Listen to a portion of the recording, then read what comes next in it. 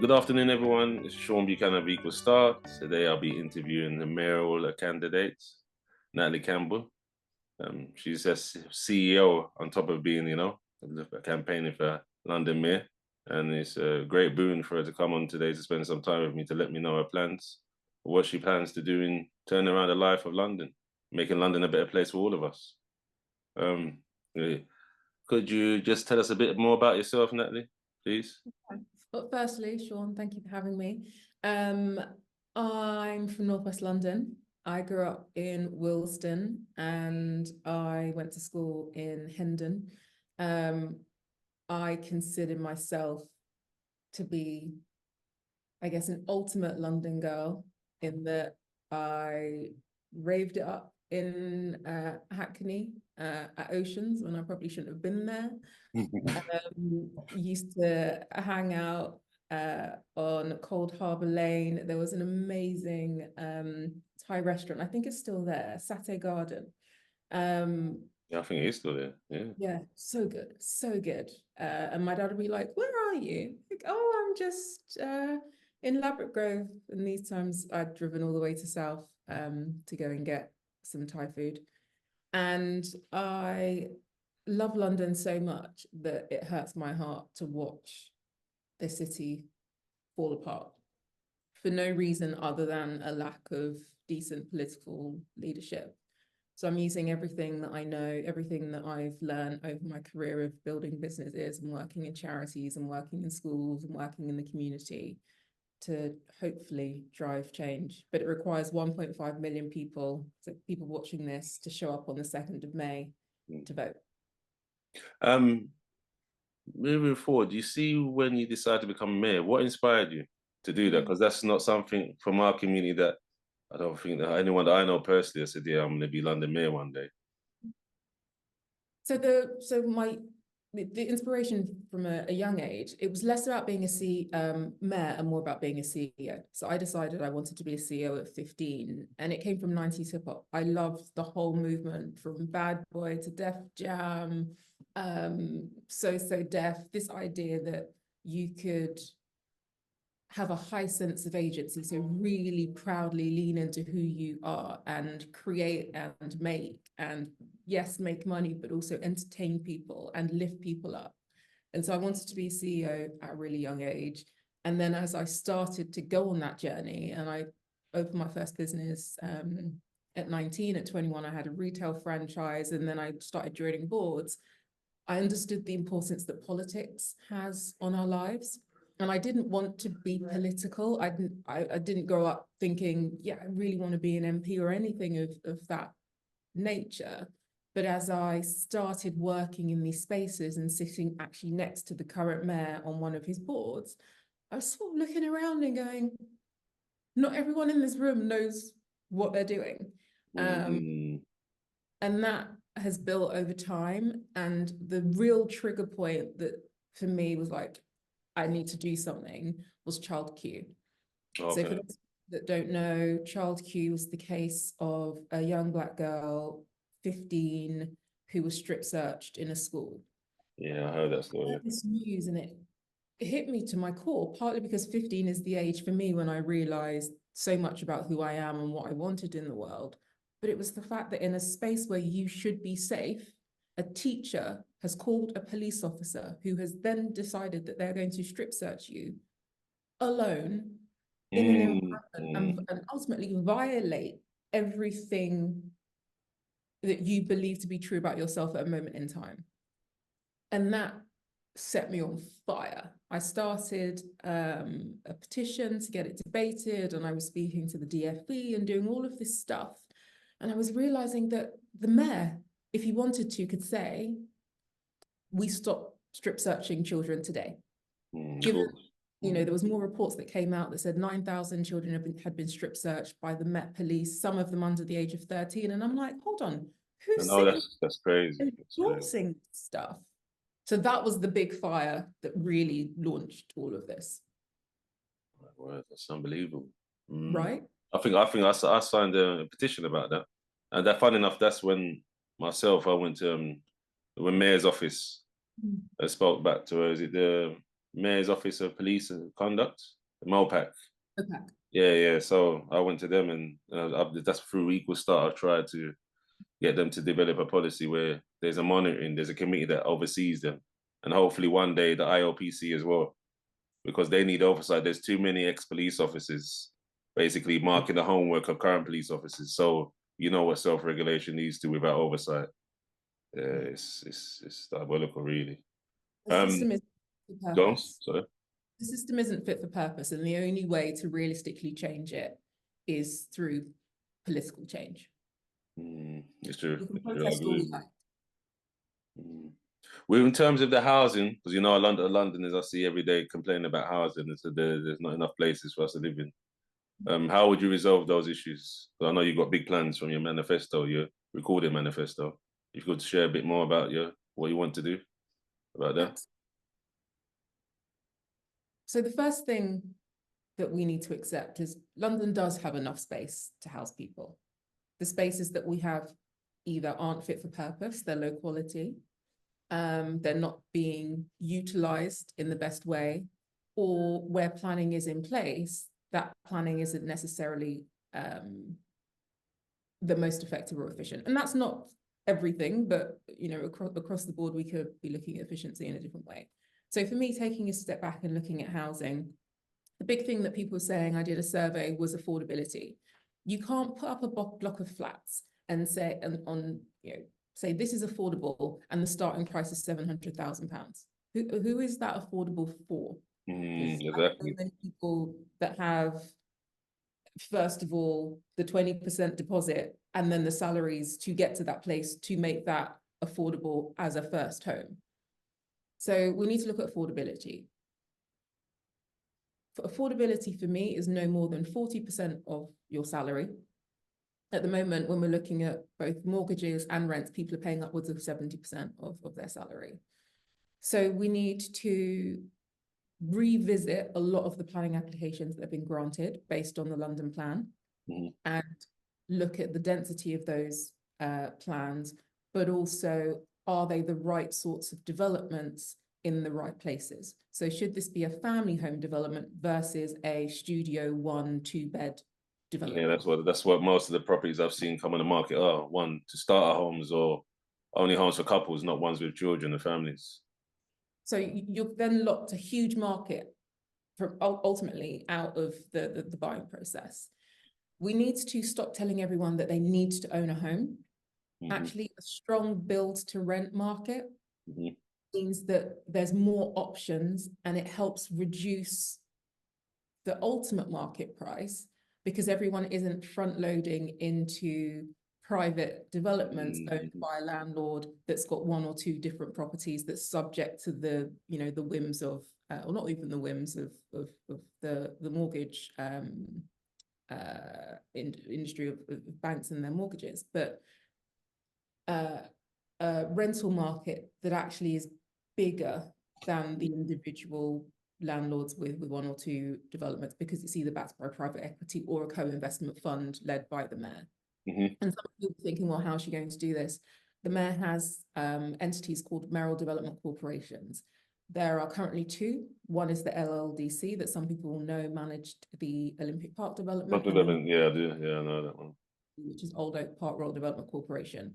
The mayor could start, and as mayor, I would start more of these development corporations to take a bird's eye view of planning, to make sure over a number of boroughs, if we're putting in 200 million, 500 million, is this creating a district or a neighborhood that works across the board, that means families can still stay, that means people can rent well, that we've got a good amount of affordable housing, and that mixes well with what is already there in terms of private development? Can we start to retrofit some of the empty properties that are here? Can we reclassify some of the land that's green belt, that's not green because it's concrete wasteland with no biodiversity? Can we bring that back into use? There are all of these levers that the mayor can have, that when you take a strategic view, actually you get much better results. And what we're not seeing, I'm not seeing, is that strategic view to really give Londoners the homes that they need. It's the right homes in the right places, not just more. I saw something in the Evening Standard the other day. They said there's a lot of brownfield sites as well in London that they said they could build them, but they say they're environmentalists and neighbours that already got private homes there say no, they don't want it. It's an eyesore and it's too disruptive. And so this is the conflict between empty land and, again, people that have bought their own homes outright. If you've just bought a home and you can, you've got a bit of a vista and a view, do you want a 10-story new development at the back of your property? Probably not. But that you don't have to build a 10-story high density or 20-story high density development in that space. And that's what I mean about having that strategic overview. Actually, does it make sense to have a small plot of family homes? Does it make sense to turn that land into create a completely different use? Could it be a community garden and a lot like there are so many other things that we can do with this space that is about a broader community conversation as opposed to individual sort of the piecemeal conversations that we're having at the moment. And that's why I talk about people living better and well communities and using language that we don't necessarily hear, like happy neighborhoods.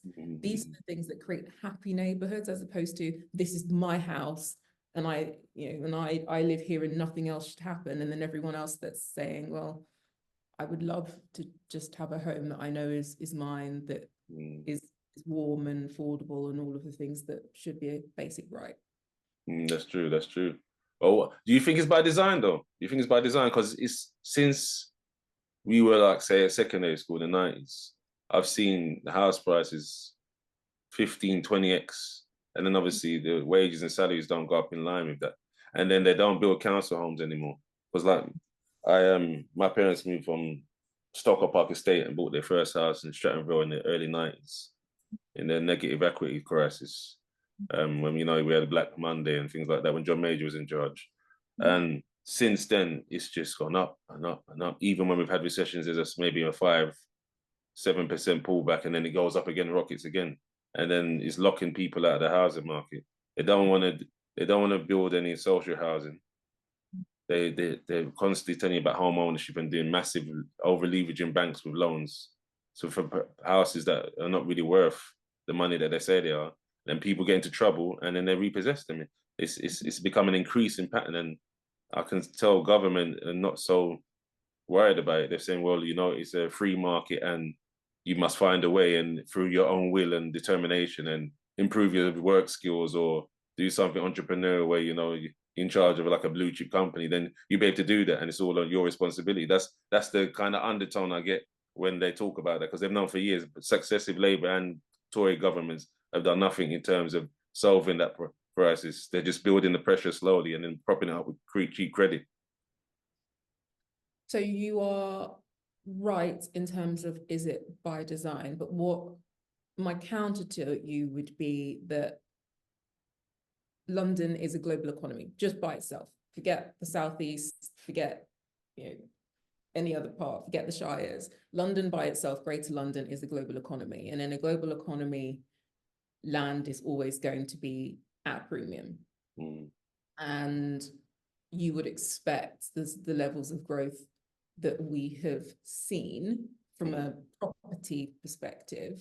What you would have expected in the right conditions is that wages and the general standard of living would also increase. And that's what we haven't seen. That's broader market activity at play.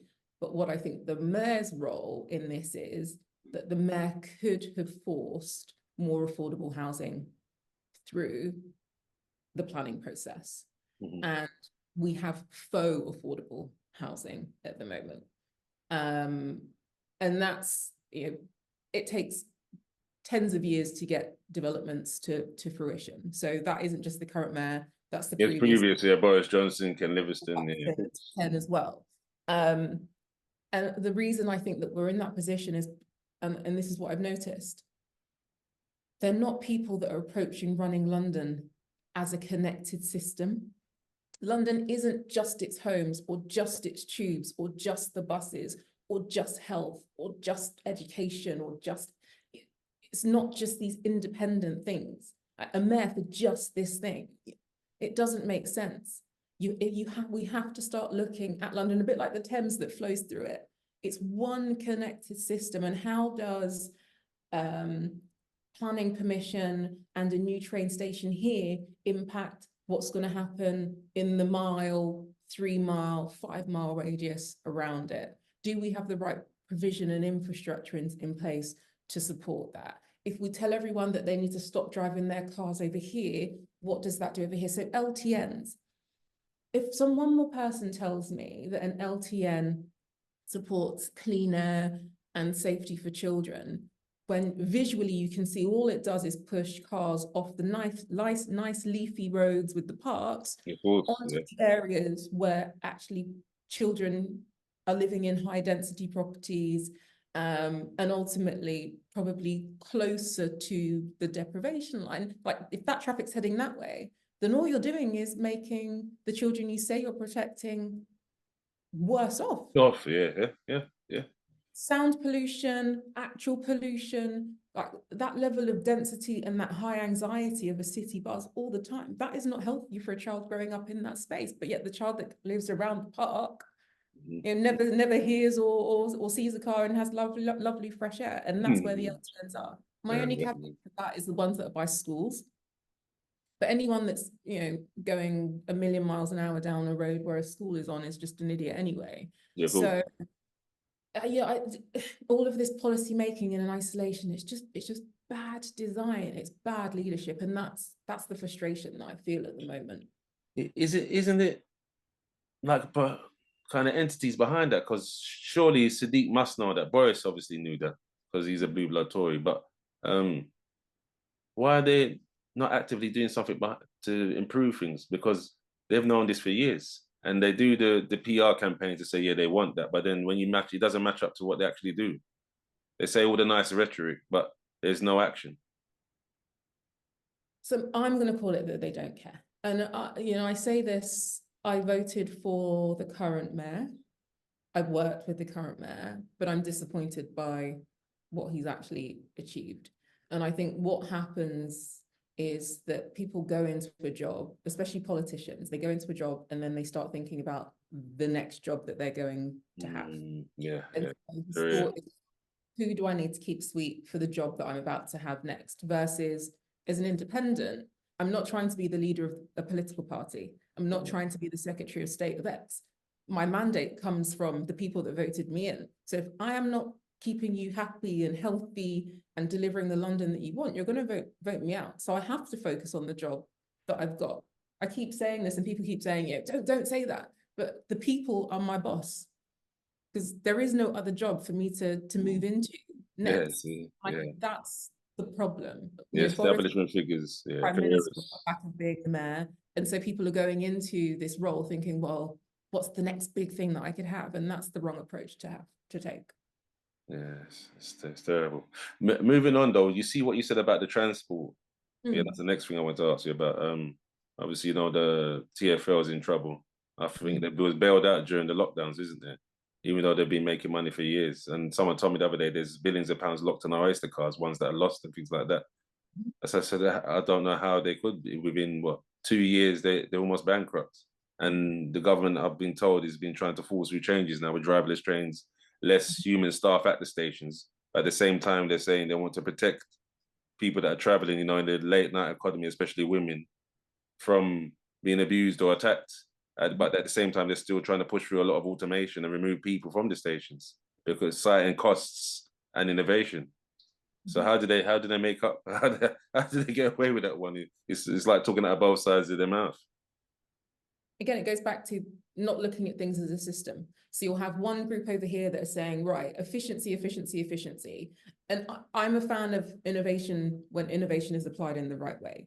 But if you're going efficiency, efficiency, efficiency, we need to reduce headcount and put in technology. And then you have a group over here that's saying, but actually we need to keep people safe. And you've got a group over here that's saying, oh, there's this pot of money and a surplus, and then people over here that are going, but actually there's no money to buy new trains or fix them, and those people never speak. You get this convoluted message. Whereas if you take a step back and say, what is the role of transport in London? It's for you to get from A to B, whether that is from home to school, home to work, home to college, college to the shop, whatever it is. And what is the most efficient way in a myriad of things, in a myriad of sort of metrics for that to happen. So it needs to be environmentally sound. It needs to be cost effective. It needs to have a long lifespan in terms of the infrastructure. So if you're buying a train today, that train should still be working in 30 years, all of that sort of stuff. And then going, right, well, what investments do we need to make today that means in a year, 5 years, 10 years, we get to that goal of people being able to successfully get from A to B? I think if people took that approach, we would have very different outcomes. So I know this will annoy some people, but I've been thinking about the central line. If we really wanted to bring the central line up to scratch, you can't fix the aeroplane while the plane is flying. What needs to happen is, now that we've got the Elizabeth line, the central line probably needs to be shut for about 3 months. And you know when I'd shut it? Over the summer, when it's too hot to be on it anyway. No one wants to be on the central line in the middle of the summer. People can flow onto the Elizabeth line and other lines to get to where they need to be. And I would fix all of the trains that can be fixed through new parts during that period. But also, if, and hopefully this is in train, if there are any new trains that have been commissioned to start running, you can then start doing the track testing at that point.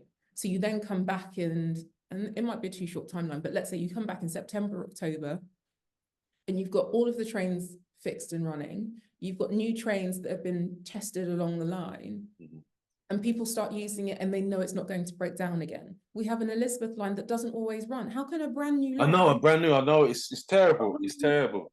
It's just like, you have to build, we have to do things in a very different way to get better results, and it all just feels a bit piecemeal. Yeah, it is. Always when you got too many hands in the broth, it spoils it. You know, I've seen it. But the thing is, they know that as well, but it keeps happening generation after generation. Because we have politicians running things, not people that have actually run a business. That's ultimately it. We have a mayor who has no background in transport. We have his dad was a bus driver, I heard. Oh, to be fair, he's around the corner from where I'm in Tooting. He was MP there before he became London mayor. So that's how he always trusted. That's how he was trusted. Reason that one off, even though you're right. He has no background in transport. I'm not saying I'm not an expert in transport either. What I am an expert in is, how do you build things that work? How do you create a system and a strategy that gets to the goal that you're trying to achieve? How do you address people's frustrations, your customers' frustrations, to give them a better product?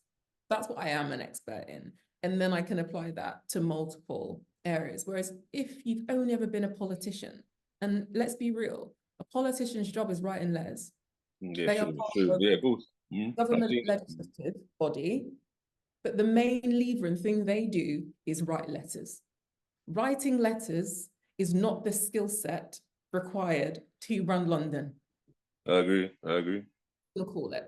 So we need to stop putting people that have spent their career writing letters in charge of big, systemic, complex systems like a city, and start to say, who would be best placed to actually lead this? You think it's part of a gatekeeping process, because they know that these people don't have the experience or technical knowledge or expertise, but yet these kind of types still keeps these big public-facing positions? It's the system is supporting itself, right? So if they said, yes, we agree it shouldn't be a politician, then they lose a political power bargaining tool. It's easier to let politics and self-interestedness drive decision-making in a political party than it is to say, what's the right thing for the city, or what's the right thing for the town, or what's the right thing for the region. Because politics in and of itself right now is very self-interested. Politics is not doing what it should be doing, which is serving the people. We've seen that definitely for the tenure of this government, regardless of who's been running it, and we're seeing it around the world. Unfortunately, politics has lost the art of service, and we need to get back. Yeah, I agree with you. I agree with you. In terms of, I know you said recently about helping some of the younger citizens, especially people under 25, into training employment. They, they always say, the politicians say needs of young people not, in training employment, education. So I know you said you had a plan to make sure that people had activities to do. There's more youth clubs and things like that. Could you explain more for us of how you're going to do that? So it's like, why are they not in any of these things? Probably because the system isn't working to keep them doing something that is working for them. And so there are so many things in this for me. I am a student of entrepreneurship. I believe every young person in London needs to build entrepreneurial skills. And I don't necessarily mean the skills to start a business. I mean the skills that an entrepreneur has in terms of resilience, communication, creativity in its broadest sense, knowing how to create, make, and sell something, again, in a broader sense. That could just be you as an individual at an interview. And we're not teaching it in school, and there's add-on provision, but if it was at the heart of what every single school and academy did, and I know this works because I ran a business incubator in a school to do this, we'd be giving young people a completely different future just based on what they have within their own internal toolkit than what we're currently giving them. And I do believe that it sits outside of sort of the standard education system, because teachers can't do everything. I agree with you. That's one of the things that as a mayor I would go about funding and creating more partnerships between business, and I mean small businesses, freelancers, entrepreneurs, and bigger business with schools, because that bridge just isn't there. So we're not supporting young people to access the world of work. Then for the young people that are outside of that system, it's the why. So we are underloving young people in London. We are not giving them safe spaces to explore who they are and who they might want to become. We're not enabling them to live in a way that's low anxiety. I had a day in London, I was doing different things, and then I had to go over to Stratford. And it was just a day, London seemed to be kicking off. There was a massive fight on the train. Things just weren't working. And I was like, wow, as someone that's not really sane, like I feel a high level of anxiety right now. Oh, you bore witness to that. You was actually there. I was like, this is, I'm sitting here thinking, is someone going to lose their life today? Like that, it was that level of kickoff on the tube. I was like, if this is what a young person feels like all of the time, I can see why we have a mental health crisis. Yeah. Like if this was my standard way of feeling, Monday through Sunday, from the moment I woke up to the moment I went to bed, I don't know if I'd be able to make it through a school day. I don't know if I'd be able to make it through all of these systems that are in place, be that going to FE or doing an apprenticeship or whatever it is. And so how do we support young people, or how do we change London? So that level of anxiety comes down, and it comes down to elements of crime and safety and other things. But how do we then give them safe spaces so that they can just go, let me have fun? Play schemes. Yeah, I went to a load of play schemes when I was young. I used to play out in the park. I just got to be a kid. And I don't think young people now, unless they are of a certain socioeconomic group, get to be children. Yeah. They have to become adults at this high level of anxiety very early on, which means for some of them, the systems we have in place are just not ones that they can thrive in. They cannot thrive in a school environment. I don't necessarily know if all of the PRUs, or I don't believe all of the PRUs are fit for purpose. And then there's no funding for all of the other wraparound support. Yeah, there is no funding.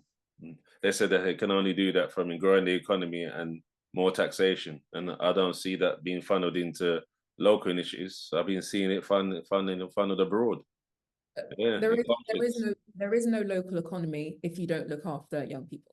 Mm, That's the bottom line. mm, The economies will fail. London will fail if we do not look after the young people that live in London. Because who's going to move their whole life? Okay, let's just think banker. I'm a banker. I'm doing really well in whatever city, and my company says we want to move to London. Who's going to want to move to London knowing, it's not safe and blah, blah, blah, and blah. To make London an appealing place for everyone, and you need all levels of wealth within this, it has to have the fundamentals right. mm. And those fundamentals, for me, start with how we treat our young people. Yeah, of course, of course. Everyone was young. When Boris Johnson, Sadiq Khan, they've grown up. But it's like when they become adults, it's like they forget that they were young once. So I said, what happened to the hopes and dreams? Go back. I said, it's a personal conscience thing. That's what I do. When I get a bit grouchy or think about something, I said, oh, listen, those youngsters. I remember how I was. That always in the back of my mind. So that should regulate that kind of thought pattern. But then obviously with the political process, I guess they said, oh, listen, we're in the middle age or the prime of life, we're running things. So we would teach them and tell them what to do. And they're miscreants and they need to be told. And then you get that kind of dictatorial approach. As much as they smile and do the public relations routine about, oh, we want everyone to prosper, big society, we're going to spread prosperity. And it's just lip service. Yeah, unfortunately. We need a totally different approach. I agree. It's saying that with the MOPAC office, they've got this thing now, the policy, violence against women and girls, which there's a big PR campaign about it, but I've noticed there's not one for men and boys. And that in itself, I noticed, especially over the last 5-6 years, it seems to divide the city. And there's a lot of competing elements now and a lot of misogyny and misandry, to be from what I've seen. And I just wanted to get your views on that and how you would try and heal the divisions and make the London a safer place for everybody, not just women and girls. So I want to separate some of the things that you said. I think we are missing the strategy that makes London safe for everyone. And we do absolutely have to acknowledge that London needs to be safe for men and boys. And I'm going to start with the boys bit first, because if we look at the stats of who is losing their lives on the streets of London, it's predominantly younger boys. And if I add on to that, the ones then going to prison and losing proportions of their lives, again, it's young boys. So we really need to tackle that. And there are organizations that have proven that they can work with young people, they can work in communities, they can work with gangs, they can work with young people when they're identified at risk in primary school to deliver a different future. But for some reason, these organizations don't seem to be joined up, brought together to talk about a public health approach and then funded accordingly. I think that's deliberate. In Glasgow or back, when we were growing up, gun crime was a massive thing. It took a while, but they managed to get a grip on gun crime through that approach. So there is that, and that really needs to be acknowledged. On the women and girls bit, the reason it's important to call it out is because we've got to a place where a woman, I think, is murdered every single day at the hands of a man that she knows. And if we add globally, then it's multiple times a day. I agree. That should not be happening. If we had the same stats on that in relation to a health issue, be that a cancer or road collisions, there would be an effective strategy and plan. Yeah, definitely. So there absolutely does need to be a plan and a strategy in place. And I also think there's an element of what's been a long-term taboo, and I'm talking more on the domestic violence side here, where it's partly the woman's fault. And so calling it out and having a bigger conversation about it helps remove a stigma for a lot of women. And then on the bit that's the harassment which has led to more of the public conversations that have been going on around women's safety. That for me goes back to that whole thing of London not feeling and being like it should, that high level of anxiety that everyone's operating at, the mental health crisis that we have going on right now. All of these things create a space where women and girls don't feel safe, and create a space where men and boys aren't safe. And then when you add the mix of the Met Police into this, is Yeah, of course. not all of the Met Police, but individuals within the Met Police who are then perpetuating these crimes and doing these things on both sides, right? You're like, oh, the whole system's absolutely broken. So who is going to fix it, and where do you start? I know you're saying about the public health approach in terms of violence against women and girls. Public health approach across the board. It's one of the key things that the mayor can push and fund, and all of the lessons learned globally are available, and we seem to keep reinventing the wheel, and organizations have been saying, like, this is what we need to do to end violence against women and girls. And it seems to be falling upon ears that don't want to hear. So having a mayor that's taking a drastically different approach is what we need. We're not going to get a different result with the same people in power. And I think as soon as people connect with that, they will vote for an alternative. So when he threw, say, Chris said, is it Chris Dick? That was the former Met commissioner. He basically forced her to resign. So he's saying that is his commitment to it. And I did notice as well what a lot of especially activist organization lobby groups missed out. You see with the schoolgirl queue that you mentioned, the two officers at strip search, was Caucasian ladies. And I noticed when they came to the reporting in the papers, it was kind of skirted over. It was just police officers. When I know if that was a male, they would have said it was a male officer, like with Sarah Everard, which I find odious. How would you rectify that with terms of the London Met? Because a lot of the male officers are running for cover now, and they think that I hear regularly, especially on the grapevine, they said, oh, the feminazis have taken over.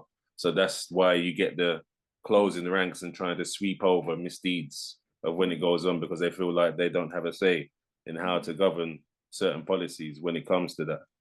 And you get us against them butting heads. So it's not, like you said, it's not a unified approach. A lot of fear and covering backsides. That's what I've seen personally anyway.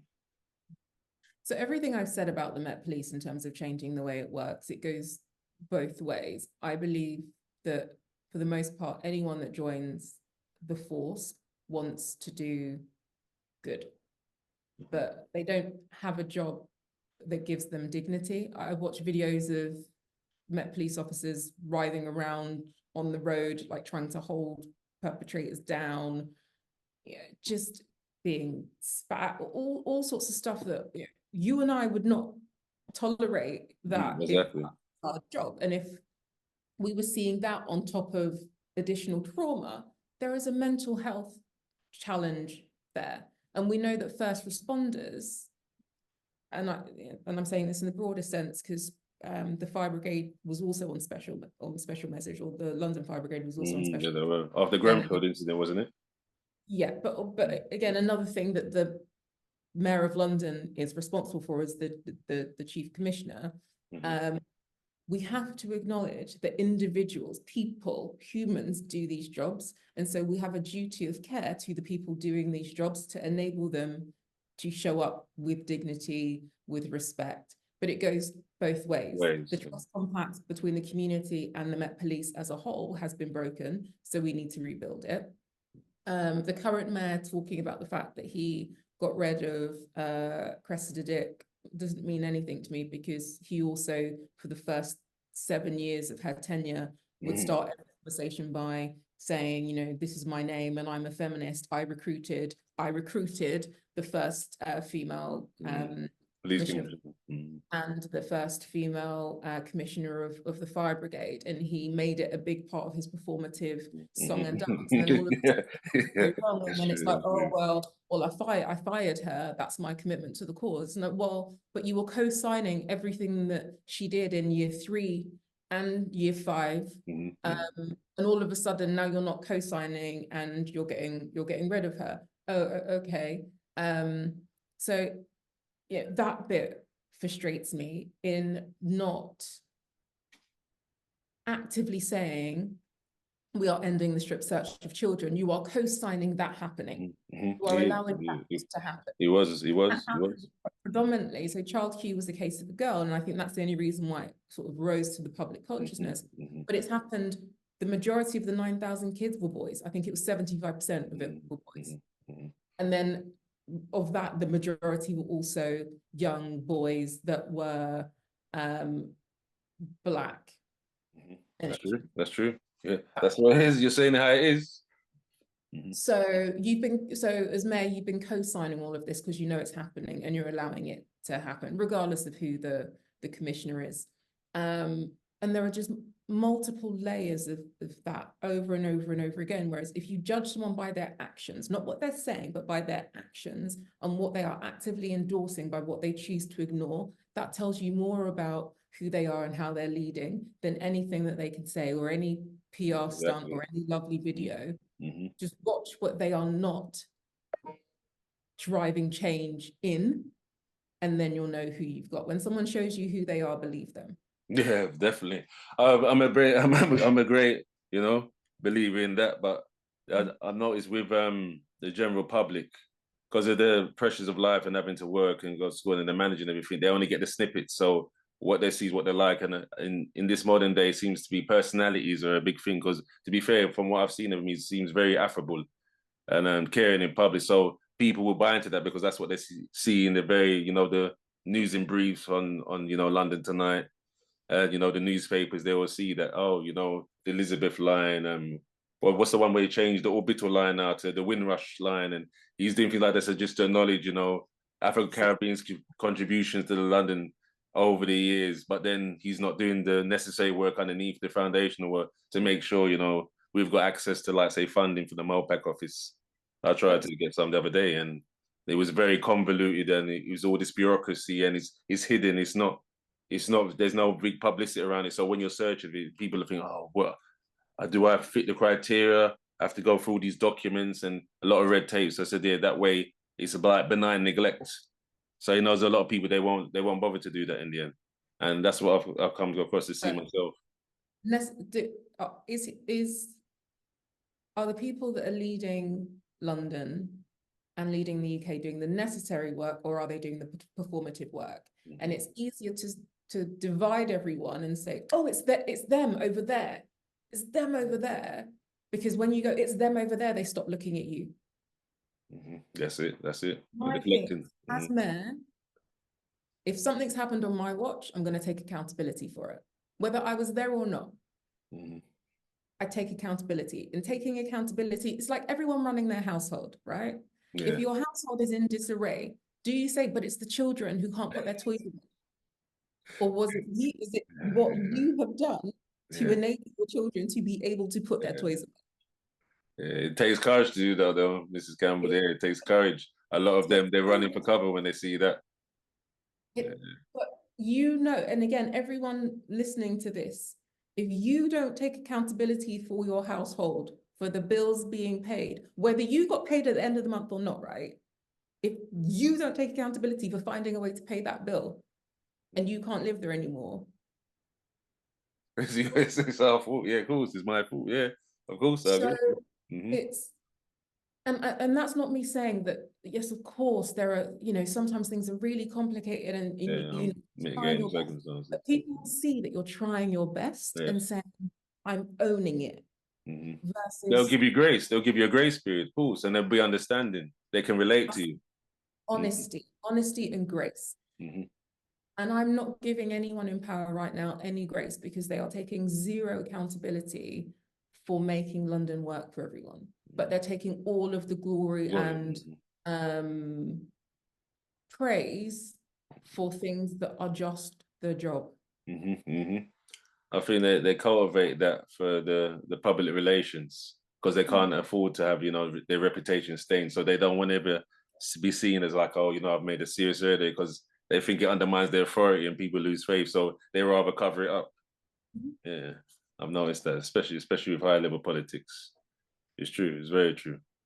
You see, going forward in terms of you know what you said about the business incubators and funding for like community interest companies and people doing social enterprises to help with, you know, social justice work in terms of everyday life in the citizens trying to campaign, you know, mental health, mental well-being, things like that. How would you go about making it say a clearer pipeline, how to connect those organizations to funding or advice, say for a limited company business? So for me, this isn't about just about funding. It's about people knowing where to get the resources they need to make their organizations work, whether that's a charitable organization, a social enterprise, or someone that's starting a new business. And we're just lacking that clarity. And there's been attempts over the years. Again, it's one of the things that I sat next to the current mayor for in terms of working on for a number of years on the London Economic Action Partnership. But what I think the issue is that when funds are limited, the prioritization of where they need to go to get to the long-term goal isn't clear. So I'm seeing things that have been funded where I'm like, that funding really benefits a very small group of people. But if you applied that funding over here, that benefits a much bigger group of people. So it costs £4 million a year to run a space to support young people out of homelessness. The mayor spent £6 million renaming the overground. Yes, yeah, I saw that. I saw you call him out for that on your video. Yeah, I saw that. So people know what line they're on. If I've got on the overground and I'm going to Clapham Junction, I just need to hear the word Clapham Junction.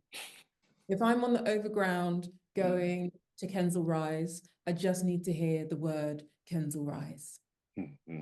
Calling it the Windrush line or the Suffragette line or the Lioness line doesn't change whether or not I know I'm going to Kensal Rise or Clapham Junction. Exactly. And that's what I mean from a decision-making and prioritization point. You can probably then apply that within each of the different funding pots, whether that's the funding for businesses or the funding that's going to charitable organizations or the websites that are being set up. Is this the best approach to deliver the outcome? Are we using this money wisely? Did we speak to Department A over there? Because I'm pretty sure if the team that were working on the renaming of the line said that they had a £6 million budget and they said to the team that were working on homelessness, the team working on homelessness would have gone, oh, but we don't have that money. We've got 500,000. And that happens so often, I notice, in politics. I always wondered if does he see it as he's providing jobs for like maybe the constructions and the designers and the artists and no, it's a political year. What I think someone genuinely thought, what is going to give you political credibility with women and people of color? Oh, let's rename some lines that don't need renaming in a performative way in the name of diversity, which further stokes that conflict, right? Yeah, of course, yeah, it does. Because I've seen a lot of men complain about that, to be fair. The Lionesses, but I said to be fair though, the Lioness is €1, the euro, so I can understand that. The Lionesses are far more successful than the men's team. And I don't mean about that. I mean the whole conversation about diversity. He's done something in a performative way in the name of diversity to win votes.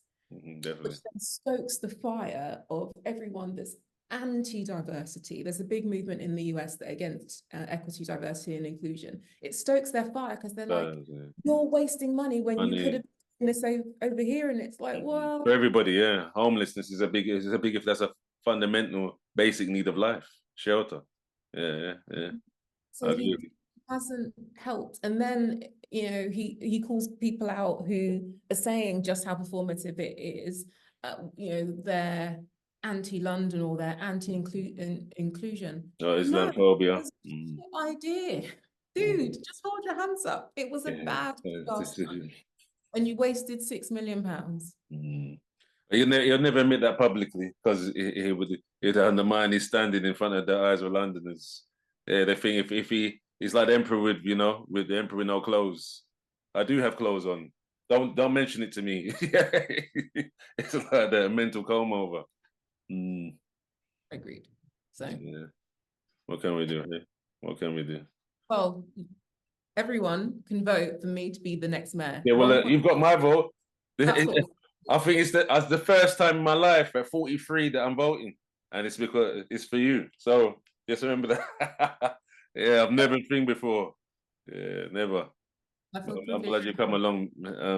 Madam Brock said you got to contact this lady. Said she can help with a lot of the things that we got issues with, and obviously I've seen your work and obviously your videos and your background's impeccable in terms of what you've done before. So yeah, I'd be definitely. I've already voted for you. So, But you know, I want people to know on here, you didn't do it just off the back of videos. You challenged me. You were like, no, I want to speak to you first. Mm-hmm. Yeah, definitely. Yeah, I always try to do that. To be fair, to find out, like you said, if just to make sure it's not performative. Yeah, but you could tell that, to be fair, from your energy and the questions that you ask, and when you've challenged the establishment figures in public. That's not, say, for instance, your predecessor that I thought about voting for, but then I changed my mind with Sean Bailey. I thought he was thing, but then when I looked closely at what he was doing, I said, "Yeah, I could never vote for you." And the rest, as you know, the rest is history. He's a lord now. He's been made a lord for failure to win the London mayor races. I find it. He must be. He have the position and he's got connections in the right places. Yeah, it seems. What can we do? I try to live in good grace, so I will not speak upon other people's situations. Mm-hmm. All I can say is that